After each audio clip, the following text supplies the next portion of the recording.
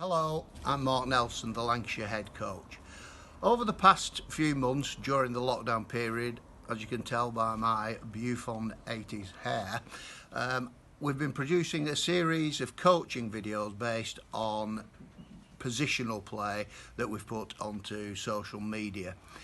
I've asked various county coaches and players with a wealth of experience ranging from England counties through Lancashire sides and at various club levels to contribute to this. What I've asked them to do is give me their opinion, their approach to the positional play rather than the doctrine that you might find in traditional positional skills videos. I hope you enjoy this little vignette that's been put together by Guy Lovegreen, who's the county analyst, and there is an awful lot of really detailed information here that will really give you an insight into the positional elements of the game through the eyes and experience of some really top players and coaches. Stay safe and see you on the other side of lockdown.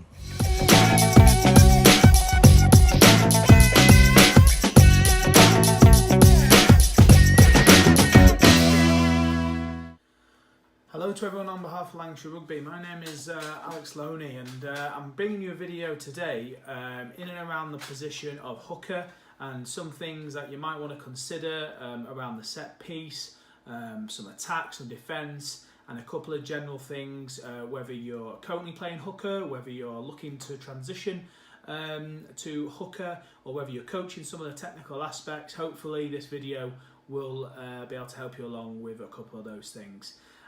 Firstly, the set piece. Now that's obviously a part of the hooker's role, which is key in terms of making sure line out and scrum is a good level, and technically you're doing everything you need to do to ensure that those sort of set phases are being successful for your team. Now with line out throwing, you know, that's the obvious place for a hooker to be judged against for sort of week to week, and it's really important for a team that you're able to throw the ball, you know, not just to the front, to the middle, but towards the back of the line out, so we can open up various different options for your team in attack.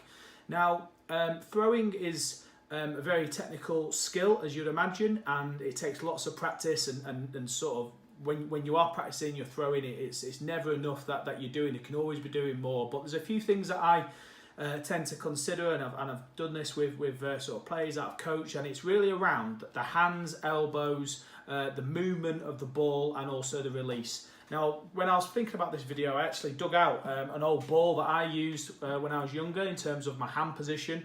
One of the coaches that helped me throw, he drew my hand position onto the ball, so I would always have a reference of where my hands should be, because a lot of the time when you're throwing in, it's not quite going as you want it to be. You know, your hands might be in the wrong place, your hands might be finishing in the wrong place, it might be going over you, sort of back over your head in the wrong sort of plane of movement, and that is, you know, can be sort of the issue of a not straight or an overthrow. So hands being in a good position, your elbows being nice and tight but not uncomfortable, the movement over your head being nice and straight, and then your release finishing high, so we're not dropping our hands and losing our power and our direction. Timing and understanding is also important when you're throwing in a line out, and a lot of that comes from your individual jumpers and the movements you do in your line outs, but also just a general understanding of when the ball needs to come into the line out. Often I see some hookers that are throwing the ball really way too late, and the ball is almost going jumper, and then the ball gets in there very much second. What we need to be getting to is jumper and ball coming at the same time to give the defensive line out less chance of stealing that ball. And also around the mental skills. Now, much like goal kicking in rugby, or maybe a penalty in football, or off the tee in golf, when you're throwing the ball in, it's very much a spotlight moment. So mental skills are really, really important. And you can help yourself in training and in various other non-match situations where you're creating pressure and you're creating distraction in your practices. So it could be throwing under fatigue, it could be with throwing with lots of distractions or noise or movement. All these things, if you bring them into your training environment, it's going to make it less difficult for you to throw in matches where you've got maybe crowd noise or opposition noise or something waving around that's going to try and put you off. So mental skills really important as well. Within the scrum, Strike is becoming ever more important for a hooker. In sort of years gone by, the strike was key, and the height of the scrum helped that, and then it kind of moved away from the strike rather than just sort of hitting and going. Now the strike is very much back in the game, and actually you get a free kick or penalty if you didn't strike for the ball. So being technically competent with that, in terms of having a low right shoulder, in terms of having good flexibility in your hip to get across the ball so you can get it into the right channel to the number 8, and then making sure the hooker stays square in the scrum so you can add the power to the push is really key, and a consideration for a hooker. Also working with your loose head and your tight head, depending on whether it's attacking or defensive ball, definitely needs to be a consideration too. So hookers and loose head props often work together to isolate tight heads because it's essentially 2 versus 1, and getting that synergy. But what I suppose while also supporting your own tight head is really important, and whether you're playing or coaching the role, having an understanding and going over those technical points in the scrum is pretty key to making sure we have success either side of the ball. Now, hookers in terms of attack, they're often seen as major ball carriers for the team, and there's very different types of players in terms of the hooker position that manage to do this. You have the hookers that that do carry in tighter, more congested areas. Then you have the hookers that prefer to be a little bit wider and in more of a loose position. And with hookers in a team, you can set a team up or have a dynamic within a team where they perform a different type of role. And I think we can all think of players sort of at the top end of the game where they can fit in one of those sides. But understanding your ball carrying role within the team is pretty important, whilst being a person that's going to work hard, is going to support the ball in terms of offloads or actually getting the first man over into a ruck for a quick ball. You've got to have a lot of emphasis on those parts as well. In defence, I've thought about this in terms of where a hooker just wants to be a really busy defender, and much like an open side flanker where they're all action and making big impacts across the pitch, you'd want much the same from the hooker. And on that point, in terms of jackling or competing for the ball, you do expect lots from your open side flanker, and I think a lot of modern day hookers, you expect plenty for them as well, especially considering the size of some of the back 5 forwards, number 8s, number 6. They can be well in excess of 6'3", 6'4", and the second row's in excess of 6'6". So if you're a shorter, squatter player as in a hooker, 6'6", much like a lot of the sort of best 7s in the world, you'll be able to get in a nice low position and compete for possession or slow the ball down, which is going to be very important for your team. On both attack and defence, the transition between the set piece is really important as well. Actually knowing what your strengths are as a player, but also what your team needs from the hooker position, and that might be from more of a coaching point. So in terms of some teams set up where the hooker is very much involved in phase 2 from a scrum or a line out, other teams like to sit their hookers a little bit wider, so they're getting involved in play more set phase 3 or 4, so they can expose some wider area channels and bring that loose and effective ball carrying from a little bit wider. Whether you're a player or whether you're a coach, I think being understanding of a player's strength in terms of those two things is very important and can change the dynamic of a team. So if you're a player who would want to get involved at maybe in an earlier phase count where there's maybe more players on feet, well, you get yourself involved there. If you feel you're a little bit looser or a bit wider in terms of where you can affect the game, get into that position so you can do the most damage in terms of the attack. And same thing with defence. Try and get yourself in the game at the right sort of phase where you can affect it the most. Right, that's everything from me. I hope you found some of those bits useful. It's been real good exercise, in these isolation times to be thinking about that, and particularly from playing or coaching, it's nice to share a few things with the Lancashire community today. Everyone stay safe, and thanks for listening.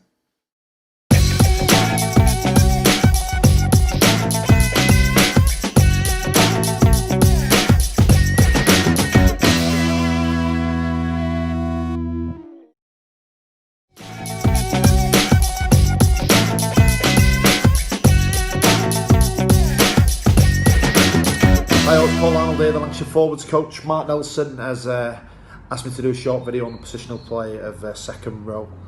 Obviously no rugby in these crazy times that we're all living in, and I hope everyone's safe.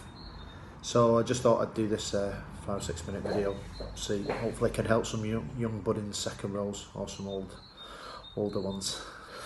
I think over the years, second row position has definitely evolved. I think if you look at all the top players now, like you were told, using everyone else, their breakdown work is exceptional. Obviously, defensively, they're everywhere. The work rate and fitness and the ball carrying skills and abilities is all what you'd expect from any back five player.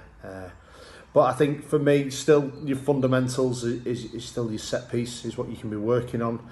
And talking about the set piece for me, I think the line out is something that you can all do some work on while you're at home. It's almost like a game of chess for me, reading line outs and calling line outs. I think you've got to look at your setup, whatever formation you decide. You've got to look at the opposition and how they're going to defend it. And it's a bit like a cat and mouse, trying to call the ball to the space, make sure you can win clean ball, knowing what position of the field to depend on what line out you want to use. If you're thinking about driving, if you're close to the line because you want to try and maul them over, or you want to give the back some nice clean ball by going off the top. Especially in this lockdown period, there's lots you can do. You can get on YouTube and really challenge yourself on what the opposition are doing and where the ball's going to go. And basically what you're trying to look for all the time is you're looking for cues, tells, giveaways, whatever you want to call it, of what the opposition are doing. And what I mean by that is if the second row catches the ball on one line out, just have a rewind, look at what his feet position was doing, look at his hand movement and see how set up he was. And then on the next line out, if the ball doesn't go to him, look what his position is again. If his hands are down, okay, and they're not up here waiting for the ball, then obviously that's a bit of a cue for you to try to read the line out. So if I look to my left and I see an opposition player and his hands are down 1 minute, and then on the next line out the ball goes to him and his head is up, I've kind of got an understanding that the ball's probably not going to go there 2 minutes. The same with lifters. Are they leaning forward? Are they relaxed? Have they got the hands on the hips? Some players hear a call and then they just relax because they realise they've got nothing to do with that line out. So these are all cues that I think you can work on to get yourselves better on, and I think that's definitely something you should want to do in this time of boredom. I think in the garden there's also a lot of stuff you can do with your parents or your siblings. I think basic ones being on your knees and just getting them to pass the ball to you over your head, working on that, getting your hands nice and up and keeping your body and your core nice stable. Obviously getting them to test you. Not all line up throwers throw it straight, so you've got to make sure your ability to twist in the air and try and catch it one-handed and work on different skills is obviously key. And the more you practice at that, the better you will get. Going away now from the line outs, I'd say obviously the next fundamentals and working on them skills that I kind of talked about is probably your kickoffs and your restarts. I think again this is something that you can practice with, having the ability to read the flight of a ball in the air. Okay, and if you're going to be lifted in a pod to go up, it's quite a hard skill to have. So there is ways you can practice. I used to kind of work with my nines quite a lot, going out early, catching the box kicks, working on my timing of my jump, my twisting my body in the air, making sure that if any impact was coming, that was going to hit me on the side. If I did drop it, the ball was going backward, etc. Next set piece fundamental is obviously scrummaging. You can watch your clips, look at their body position, look at their starting position, look where their legs are, etc. They won't be flat legged, they'll have a nice bend, they'll be able to push, they won't be arch back, which I was definitely known to have an arch back every now and again. So these are all things that I think can help, and obviously the more practice you do and working with your front row in particular, having a good understanding with your hooker as a second row is also key. The more practice you two do together on timing and helping with your hookers throwing, etc. It'll be really good for both you and the team, and obviously your friendships with your hooker. You've always got to be mates with your hooker. That's just a quick video. We'll probably maybe do some more in-depth stuff, but I think there's probably a bit there you can work on. Everyone stay safe, and hopefully we'll have some rugby soon. Take care.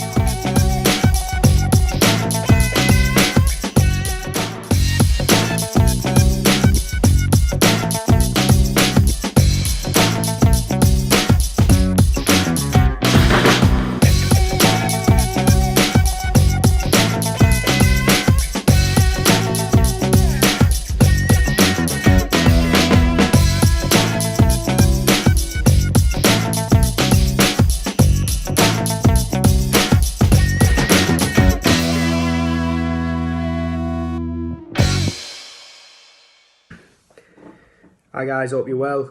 I'm Phil Mills. I play upside flanker for Fire Rugby Club and for Lancashire.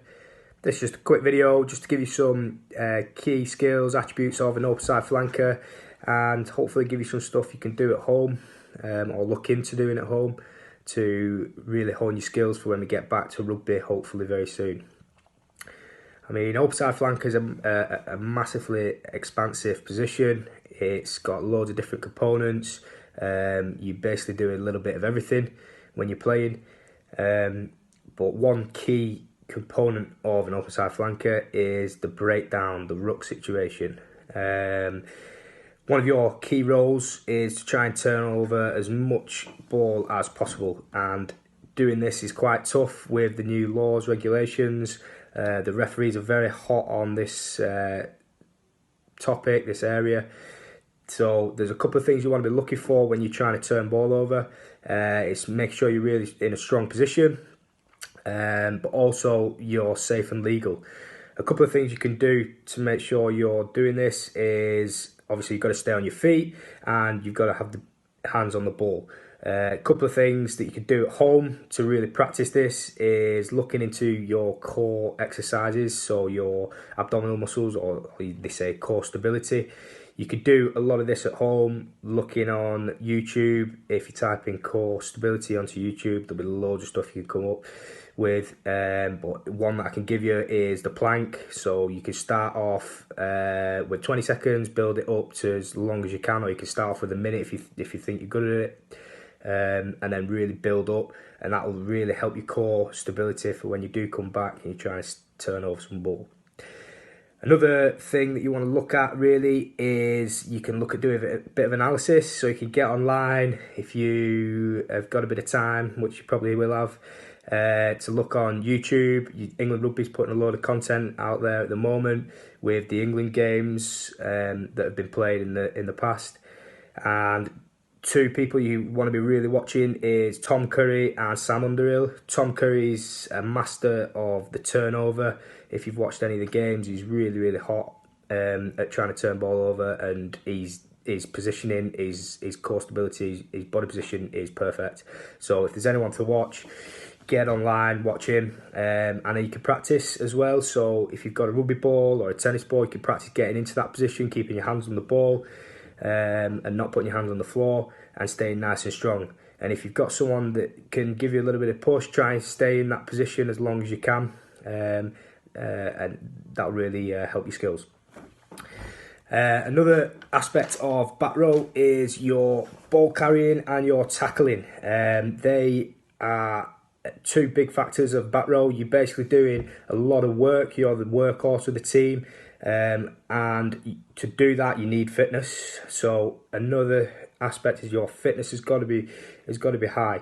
So again, you can do that while you're at home. There's loads of content online. You can get fitness programs, but also if you want to try it, you can do the Joe Wicks. I've not yet.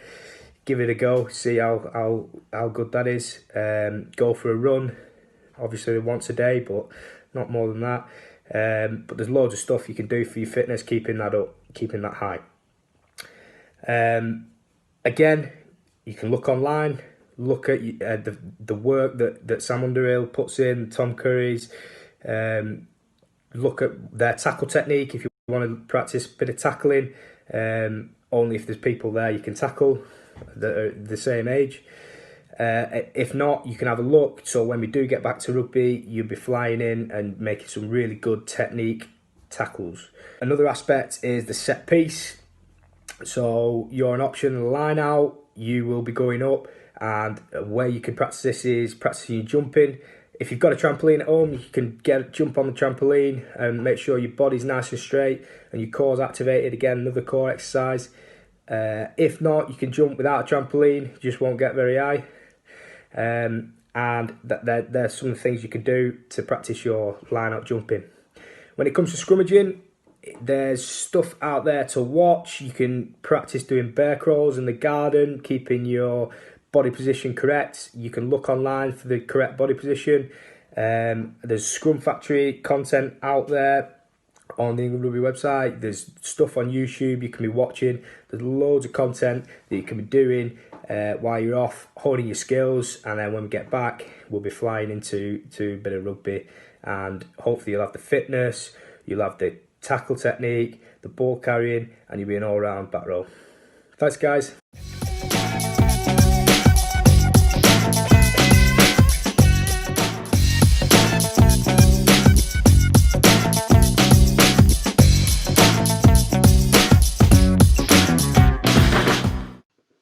Hi everyone, my name is Steve Collins and I currently play stand-off for Sedgley Tigers, and I also lucky enough to play scrum half and stand-off for Lancashire.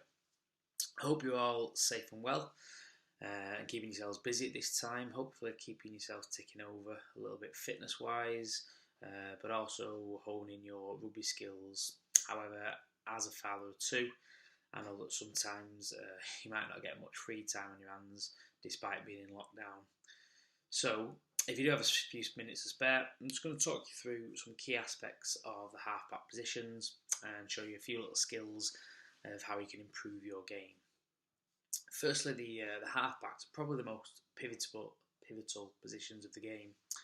They tend to do most of the decision-making in the match and often largely responsible for the outcome of a game. It takes a lot of different components, obviously, for a rugby team to come together and win a game, but if you're 9 and 10 have a bad game, then often you're going to lose that game. Generally speaking, the scrum half will kind of boss the forwards and organise those, whereas the standoff will organise the backs. But obviously the two need to work really well together to kind of bring those forwards and backs together to be able to win a game. The 10 probably has the hardest job on the pitch because he's got to make most of the decision making for the whole team, such as plays from scrums and lineouts. So, for example, I might decide that we want to go wide from a scrum, so I'll have to communicate that to the 9. So I'll say I want the ball, and we're probably going to be going wide, so I'll call a move in the backs. But I'll need to make sure that the scrum half tells the forwards that we're going wide as well. Now that's important because players like your open side flanker, your 7 or your 8 maybe, they might be needing to get to that first breakdown out wide to secure the ball. Okay, so they need to know generally where they're going. And then after that, you might have maybe 1 or 2 phases where the next pod of forwards kind of hit back against the green or something, and then we get the ball back out to the backs. But eventually, you're going to end up running out of that structured phase play, and that's where the best kind of 9s and 10s start controlling the game. They might start looking up, seeing what's in front of them, playing what's called heads-up rugby. It can be a difficult thing to teach, that heads-up rugby, but luckily I've been taught by some great coaches, probably most notably Brian Ashton, and he was a great believer in what's called chaos, putting chaos into training sessions so that people adapt and react to different scenarios that might come up in a rugby game. So you might say something like, during a team run through, you're 2 points down, you've got the last play of the game, you've got to go and win the game. Okay, see how the team react, maybe question some different decisions when it goes ahead. You might say it's gale force winds that you're playing in at the minute, so you can't pass the ball more than 5 yards. And see how the team react to those different scenarios, and then you can kind of pick learning points and ask different individuals, why did we do that, and what was you thinking behind that decision. Okay, so little drills like that can help prepare you for game scenarios so that you don't kind of freeze in the big games, and everyone kind of keeps a cool head. Another one for just probably backs in particular would be where you'd line up attacking wise, and you'd get a defensive line in front of you, and then the attack might close their eyes. The coach might tell the defence to do different scenarios, such as the 12 might completely disappear, and then he'll say, right, open your eyes, play, and the 10's then got to look and quickly assess what's going on, spot that there's somebody missing in the line, and then attack down that channel. Or you might have something like where you tell the 13 to fly up in defence, and again, close your eyes, react what's going on, try and see what's happening with the play, and then react as the play is going on. Okay, so little things like that can be brought into training that will help. Obviously, those aren't really applicable at the minute, but what is an easy win at the minute is watching old videos. There's loads of different games on at the minute. From what I've seen, there's a lot of Lions run-throughs. Okay, so watching great players like Johnny Wilkinson, Dan Carter, Bowden Barrett, Johnny Sexton, players like that who can really control games, and seeing how they interact with the team. Most recently, the way that Faf de Klerk controlled the South Africa team basically, and won the World Cup for South Africa. I thought that was pretty impressive how he did that. Now, I'll have a look at showing you some different drills now that you can do. Obviously, as a halfback, you'll need to have really good hands because you're probably touching the ball more than any other player in the team. So your 9 and 10 will probably make more catches and passes and be involved in ball play a lot more than other players. So I'd like to think that I got quite good hands, and I think probably the reason for that is, as a kid, I just messed about with a rugby ball all the time, just throwing it up in the air, kicking it up and down, okay, just like passing it, throwing it around, okay, just little stupid things that make yourself familiar with a rugby ball, but also any ball really. So I played loads of sports growing up. Even if you can't find a tennis ball, a little princess ball will do. Okay, so you're just throwing it against the wall, stuff like that, just getting yourself used to throwing and catching. Ooh, dropped it. Just little things, playing loads of different sports, really going to help you with your hand-eye coordination, making sure that you can do the basics of catching and passing a ball. Okay, more specific skills then for a 9, obviously you have to work on your pass quite a lot. So something really simple like just getting a fixed object, maybe drawing a circle on a wall, okay, and then just repeatedly passing at that fixed point, okay, doing it from the base mostly, practicing off both hands, okay, but also because you'll need to pass from line outs, doing things like that, okay, just throwing it against the wall or something to catch it in different positions to then pass it on to where you're going to go for, okay. As a 10, you'll probably need to practice actually catching and then passing the ball, okay, so if you can get a partner to pass it to you, that'd be perfect. So the main important thing here is catching the ball away from you, so if it's coming from that side, try to catch the ball there, okay, so that gives you a little bit more time, then pass it across, okay, so going from the other side, catching it out there to then pass it across. You don't want to catch it in there to then get it to pass it across, okay, so you want to take it as far as away from you can to then be able to pass across there, okay, so again you can just get someone to pass the ball to you and then pass it at a fixed object as you're running, or if you've not got anyone to pass it to you, you can just imagine, okay, so you take the ball like that and then pass it across.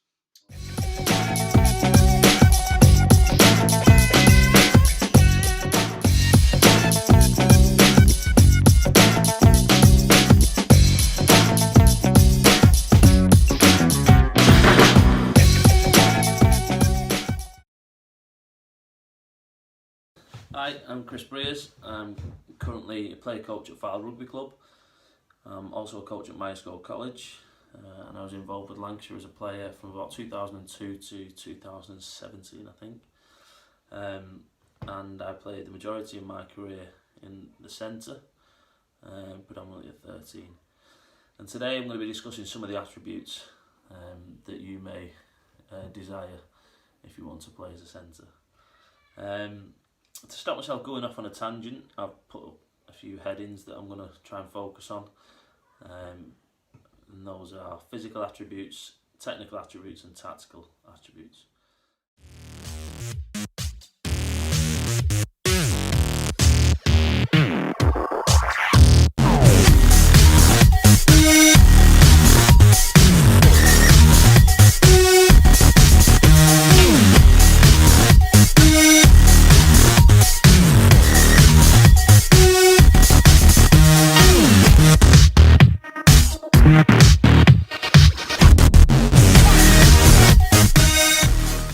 So first of all, in terms of physical attributes, you can be pretty much any shape or size if you want to play in the centre. You look at the players at the top of the game, and you've got your two Langis, who are average height, absolute powerhouse, about 17, 18 stone. You've got, Brian O'Driscoll, Conrad Smith, again average height, who, not particularly heavy. Will Greenwood, really tall, but not too heavy in terms of comparing it with his height. And then likes of Bastero, who played at the top of the game for years, absolutely enormous. So it just shows that you can be any size in the centre position.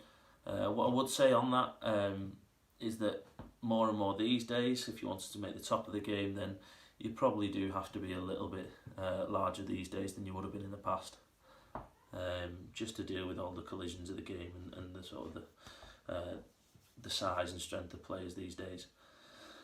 Other physical attributes or abilities that you may need to play in the centre position. You might have centres who are powerful, who can hit hard lines, break down defences and create a good platform for the attack to play off. You may have the centre who's more agile with good footwork and acceleration, who can use this to beat a defender and then get away from them. Or you may have a centre who's quick and elusive, and maybe makes arcing runs where they can get away from a defender and either take the space themselves or encourage two defenders to be drawn in and then pass the ball and offload to somebody else in space. So physically, all sorts of different things that you can be, and it just changes the role that you have within the team. I think myself, thinking about my career, I probably started off my career as more of a running threat, maybe that elusive centre who would try and make the outside break, and then as I've got a bit older and maybe those physical attributes have dwindled a little bit, I've become more of a ball playing centre, looking to give the ball to the outside backs who are dangerous. Unfortunately, I've played with some outside backs who've been very, very good, which made my job a lot easier.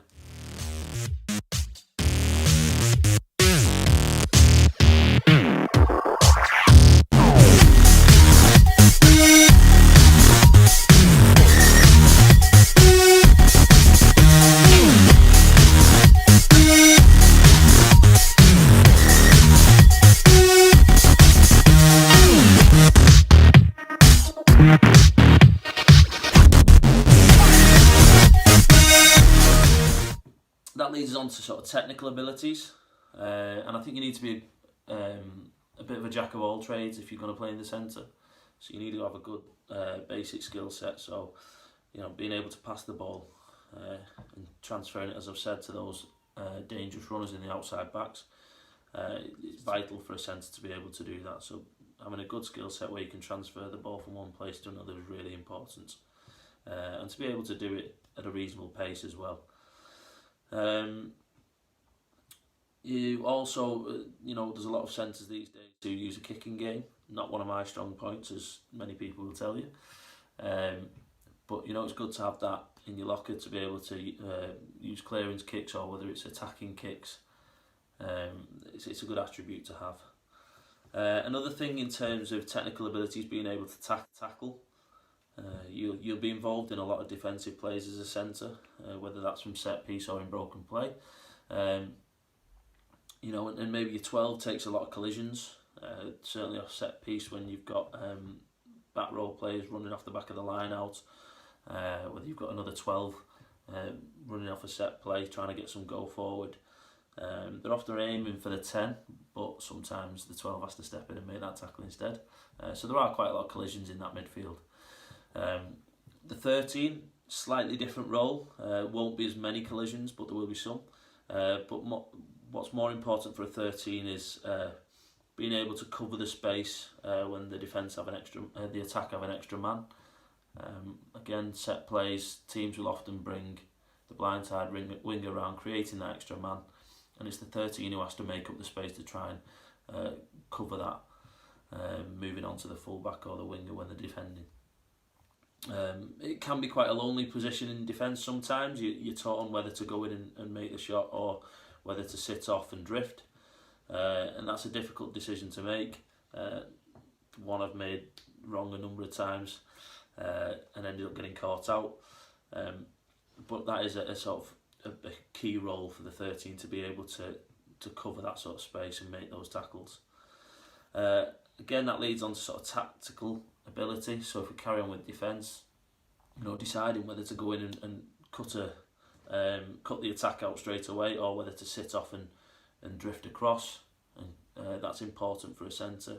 And also being able to communicate that, how you're supposed to be defending with everybody else, and sort of organise that midfield defence. In attack, tactical ability is vital for a centre. We often talk about the half-backs controlling the game, which is true, but if you've got good centres outside you, any fly-off will tell you, if they've got a good centre outside you they trust, who's communicating where the space is, then that's really important within a squad. The fly-off has a lot of things to manage, a lot of decisions to make, a lot of things going on all in one go, and if a centre can communicate a few things to them, then that makes the fly-off's job a lot easier. Also, your fly-off's usually got a really good skill set, so if you can tell them where to put the ball, then often they'll be able to do it. A good example of that would have been sort of Will Greenwood and Johnny Wilkinson working together. A really good tactical player in Greenwood, and then you have Johnny Wilkinson who had all the skills in the world, and could put the ball wherever he wanted him to. So that tactical awareness is really important. I think also in terms of that, the ability to organise. So you organising the midfield again, so that the fly-off has options. So whether it's placing your forwards in certain positions to run off the fly-half, and then all the fly-half has to do is pick one of them. It's just relieving a bit of the pressure off the fly-half to organise and then make the decision of who I'm hitting. If you can organise that midfield for the fly-half, then they've only got that one decision of who they're hitting to make at the time. So that's really important if you want to play in the centre role. What else have I got? I also think as a centre, one important thing is to have a commitment. So I suppose it's key in lots of roles if you want to be playing at a higher level. But being committed, be willing to put your body on the line is really important if you're playing in the centre, and leading by example. Chasing things down, putting yourself in positions that maybe other people don't want to be. I've found that that's something that's always helped me in my position, in that endeavour to work hard for everybody else. It's sort of helped me throughout my career.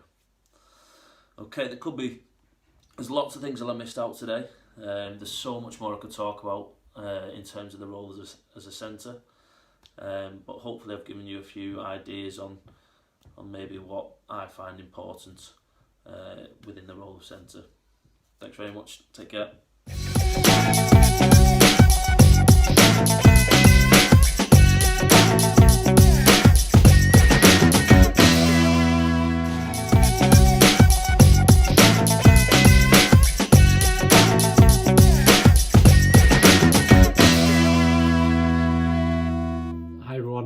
Warren Sprague. Mark Nelson has asked me to record a short video on behalf of Lancashire Development Centre to try and keep coaches and players engaged during what's a difficult period for all of us. So I'm going to try and talk a little bit about some of the specific positional skills required to play fullback, and for aspiring players, what sort of things you might want to try and be looking at to improve. So I think the first thing to look at is what's your role defensively. So without the ball, you're often the last line of defence. You've got a lot of space to cover.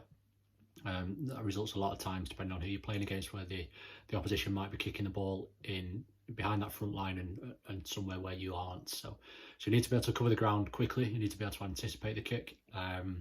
Ideally, if the ball is a high kick and you've got your depth and your positioning right, you'll be able to take the ball in the air. You don't want to let it bounce off. Always a risk. You don't know which direction the ball's going to bounce. So the best thing is to be able to cover that ground and get hold of the ball on the full. You need to judge your speed of approach. So get to the space it's a roundabout, going to land quickly. And then when you've tracked the ball and you're getting to where the ball's going to land, you need to be able to attack the ball. So if that's a contestable kick, like a box kick off 9 or a high ball that a 10 or a fullback or someone might have put up, but they're trying to chase back, you want to try and get there first and have enough time to get underneath the ball. So when you're attacking a high kick, usually your approach would be a one-footed takeoff. So if you think about long jumpers and high jumpers, they have 1 foot, drive the opposite knee up as high as you can, get your chest and your eyes up, eyes always on the ball, but driving up towards the ball. Arms together, so your palms are facing towards you as you're moving up for the ball. Elbows in tight, so when you're getting up and you're reaching towards the ball, you can create a big space and the ball can land in. So elbows in there, the ball's not going to drop through the middle. If the ball hits you on your chest, your shoulder, or on your arms, you can pull that in nice and tight and bring the ball down to ground. Then once you get to ground, ideally if you get the ball to ground without any contact, you can use your agility and accelerate out into space.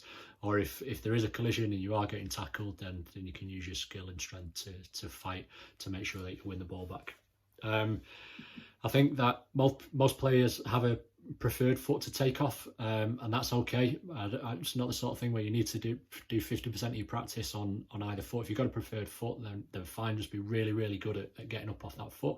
It's worth practicing off both sides, because you never know when you might have to take off from the other side. But yeah, don't stress too much about that. The alternative that you might take in terms of trying to catch the ball in the air would be if you're trying to retrieve possession. So if it's a crossfield kick that's coming, you're trying to attack that, or you're up against someone who's really good in the air, you might want to take up and try and catch the ball overhead. And the difference there, the takeoff, the acceleration and takeoff with that real big push and drive that opposite knee up to get yourself high would be the same, just with your hand position. So you might start with your hands in front and you'd be driving your arms up in front of you like you would do with a line out take, and try and catch with your fingers up, arms overstretched, and catch it at the top of your height. It's not as safe a catch.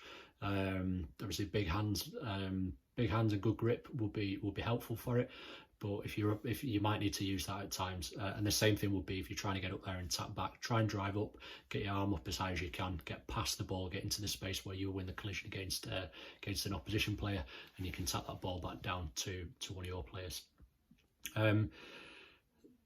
The ball obviously doesn't always come in the air. There's times where the ball gets kicked in behind you. You need to turn and chase it, whether it's bouncing or rolling, and you might be taking it moving towards both touch lines. I think it's important in these situations that you make sure that you're safety first in terms of getting the ball in your possession before the attacker can get through.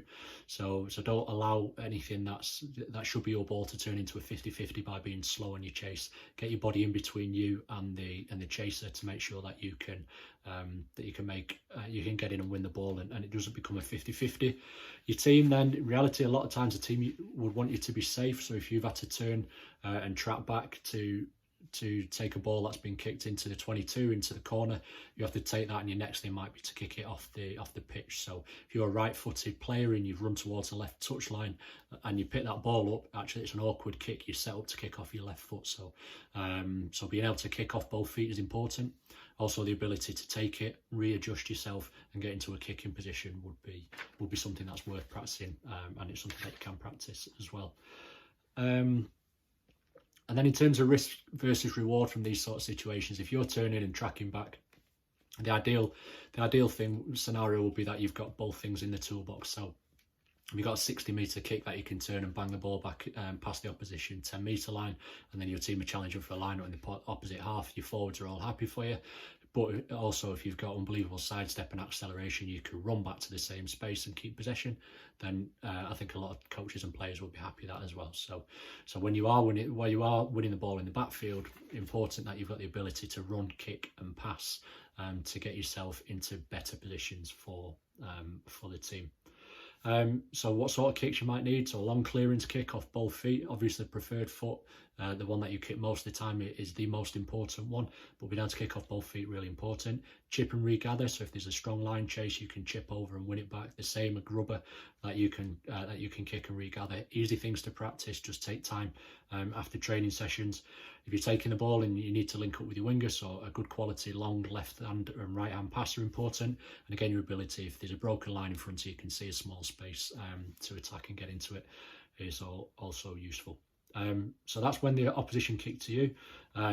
We probably need to think about your depth and where should you stand. So lots of teams would have defensive systems that help you understand that. I think most teams at the moment are using either a 2-back or a pendulum style defense. So if you're a fullback in a 2s up or a 2-back defense, you're pretty much playing like a left and a right fullback. If you're on the right hand side, you might have a scrum half or a fly half as someone else who's on the other side, and you're working like two fullbacks. So it's harder for the opposition to kick into that space. It means your front line of defense can be a little bit more aggressive, and your role there would be just making sure that you're taking the last defender on the side of the pitch that you're on. So you're important that you're connecting with if you're on the right hand side, that you're connected with your right winger. If they take the second to last man and the ball goes across to the last one, you need to close that space down and make that tackle. The ball's going away to the other side, you're trusting the other player to do that work on that left hand side. The other way of defending a pendulum is a pendulum defence. So pendulum where three parts are connected would be your two wingers and your fullback. So if you were stood deep, the ball was moved towards the right hand side, your right winger would go up and close the space down and connect with the outside centre, and you would cover and go and defenders and take the last person, and your left winger would come in and cover the space behind you. The ball then gets moved back towards the other way, the left winger goes back, you go into that space and the fullback. So the pendulum, all three are connected, always working. Your 2s up defence is slightly easier in terms of less space to run. So it's not as hard work. Your pendulum, you might have more players in the front line, so that might be an advantage for your team. If you're particularly fit and good at covering the backfield, a pendulum system might be better for you, but that would depend on your team's preferences. I think as well as that is part of knowing the system and then being able to anticipate something is really important. If you can see cues from the opposition, so if you can see that a 10, the opposition fly half has dropped deeper and they've been looking towards your left hand side, there's a chance that they're going to be kicking into the space there. So you might want to move there earlier, or you might want to leave the space, have a little bit of deception and lay a trap, let them kick the ball into there, then you can go and counter attack from it. You need to be able to always be thinking, what are the opposition likely to do in this position and how can I cover that? I think then when you're in attack, for me, a fullback's probably got two real key roles.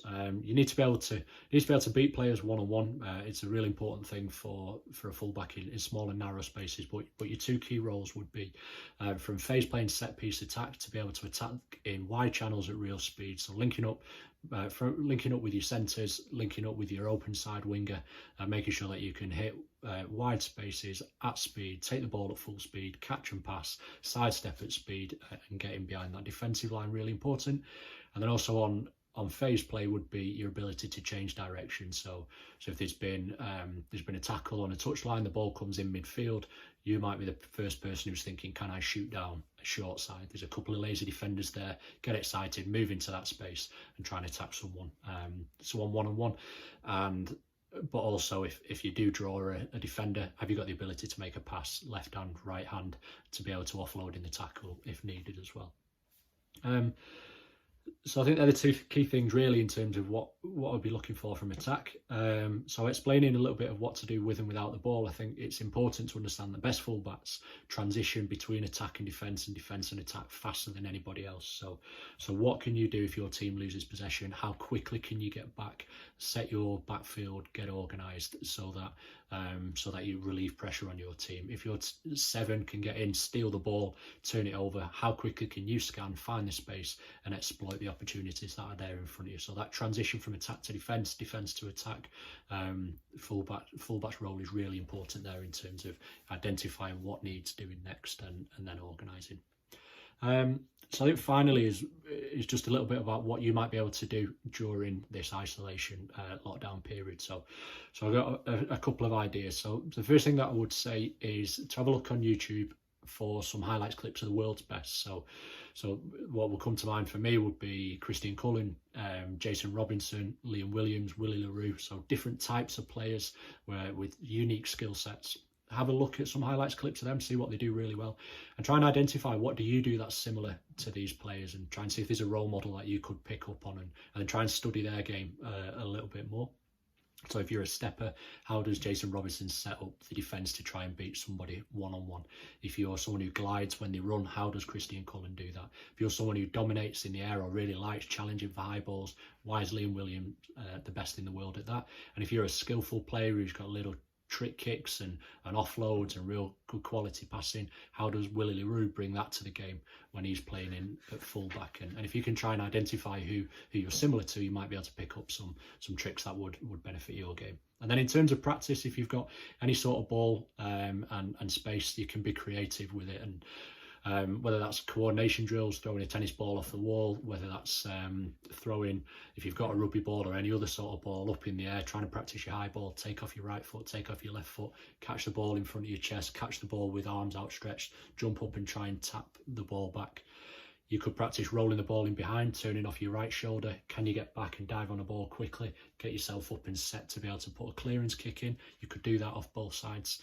So there's loads of drills and stuff that you could practice, but I think it would be important during this sort of time, and any time really when you're practicing stuff, is to just visualise and put yourself in an exciting scenario. So imagine you're in a World Cup final. Imagine you've got New Zealand players chasing down, and you've got to win this ball up in the air. And if you can play those sort of little scenarios off in your head while you're practicing at home, then you never know, in 10, 15 years time, when it is your chance on a world stage, then maybe those things won't be nerve-wracking because you've already thought about it a million times.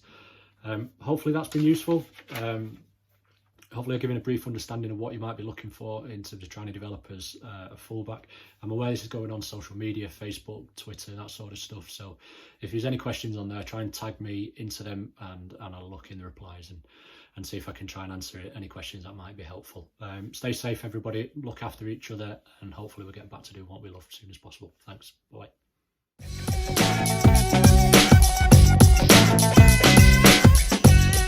Those little vignettes of coaching input. I hope you find them useful for developing either yourself as a player or a coach at your club and school.